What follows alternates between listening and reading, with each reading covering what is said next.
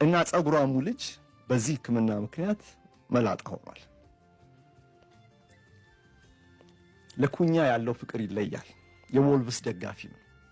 ይሄ ወደ ወልቨርሃምፕተን ማህበረሰብ አካባቢ ተሰምቶ ስለነበር እድሜ ለማህበራዊ ሚዲያው አንድ ቀን ማቲያስ ኩኛ ጁኒየር ወደሚገኝበት መኖሪያ ቤቱ ልጁንና ባለቤቱን ይዞ ሄዳል። የልጁ የህመምተኛው ህፃን ወላጆች ማመን ያቃታቸው። ይሄ እንግዲህ የወልቭስ የክለቡ የሚዲያ ክፍል ሲቀርጸው በቪዲዮ አስቀርቶታል። ሂደቱን ማለት ነው። ወደ ቤት ሲሄድ ከልጁ ጋር ሲገናኝ እና ልጁ ማመን ያቃተው፣ ከኩኛ ጋር ሲገናኝ ማመን ያቃተው።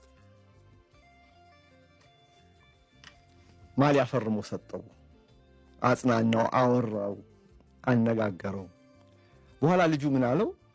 በቃ አሁን ጎል ስታስቆጥር እንግዲህ ሴሌብሬት ስታደርግ ደስታን ስትገልጽ አሳየኝ እና የምታሳየኝ ደግሞ እንዲህ ስታደርግ ነው ብሎ በምልክት ያሳየዋል። እንዴት አድርጎ ጎል ካስቆጠረ በኋላ መጨፈር እንዳለበት እኮ ንገረኝ፣ አሳየኝ ሲለው ነበር ተጫዋቹ።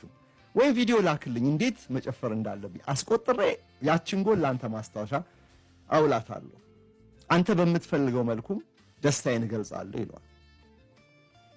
ልጁ አሳየው።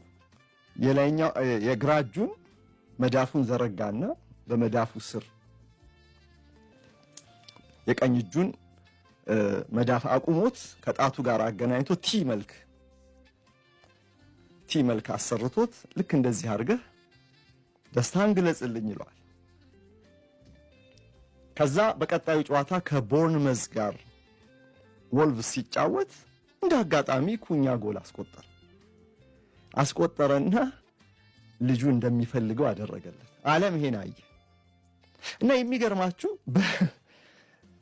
በእግር ኳስ ትንተናቸው የምናውቃቸው የቀድሞ ተጫዋቾች ኢያን ራይት፣ ሮይ ኪን ሳይቀሩ በዚህ ጉዳይ ልዩ ትኩረት ሰጥተውት ሲያወሩበት ተመለከተ እና ኢያን ራይት እንዲያውም አይኑ በእንባ ተሞልቶ እንዴት አይነት እንደዚህ ነው ተጫዋች መሆን ያለበት፣ እንዲህ አይነት ባህሪ ነው ማሳየት ያለበት ለማህበረሰቡ በሚል የህፃኑ ህመምተኛው ህፃን ጉዳይ በጣም የሚያሳዝን ስለሆነ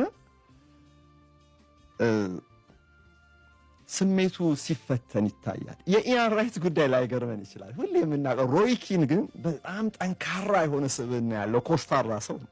ለሰው የሚያዝንም አይመስልም አይደል?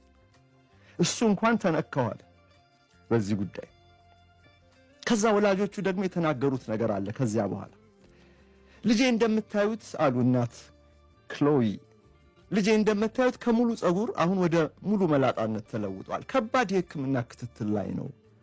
ኩኛ ግን ሁልጊዜ ልጄ ስለ ሆስፒታል ብቻ እንዳያስብ ረድቶታልና በጣም አመሰግናለሁ አሉ። ከባድ ሕክምና ላይ ስላለ ይሄ ልጅ እቤት ሆስፒታል ወይም ሆስፒታል መቆየት ይሄ ነው በቃ። በእርሱ ዕድሜ ያሉ ህፃናት በሚቦርቁበት ጊዜ እርሱ ግን ሆስፒታል እየተመላለሰ ነው።